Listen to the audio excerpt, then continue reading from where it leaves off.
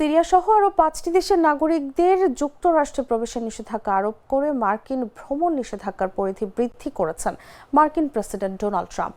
একই সঙ্গে ফিলিস্তিনও এই নিষেধাজ্ঞার আওতায় থাকবে। সিবিসি নিউজের এক প্রতিবেদনে বলা হয়েছে, ট্রাম্প প্রশাসন ফিলিস্তিনি কর্তৃপক্ষ এবং আরও 5 দেশের ওপর ভ্রমণ নিষেধাজ্ঞার পরিধি আরও বাড়িয়েছে এবং আরও 15টি দেশের ওপর নতুন সীমা আরোপ করছে। মঙ্গলবার ট্রাম্প প্রশাসন জানিয়েছে, তারা বুরকিনা ফাসো, মালি, নাইজার, দক্ষিণ সুদান এবং সিরিয়ার নাগরিকদের এবং ফিলিস্তিনি কর্তৃপক্ষের জারি করা কাগজপত্র নিয়ে ভ্রমণকারীদের যুক্তরাষ্ট্রে প্রবেশ নিষিদ্ধ করছে। এছাড়া অ্যাঙ্গোলা, অ্যান্টিগুয়া এবং Bermuda, Benin, Dominica, Gabon, Gambia, Ivory Coast, Malawi, Mauritania, Nigeria, Senegal, Tanzania, Tonga, Zambia এবং জিম্বাবুয়ের নাগরিকদের আংশিক নিষেধাজ্ঞার সম্মুখীন হতে হবে।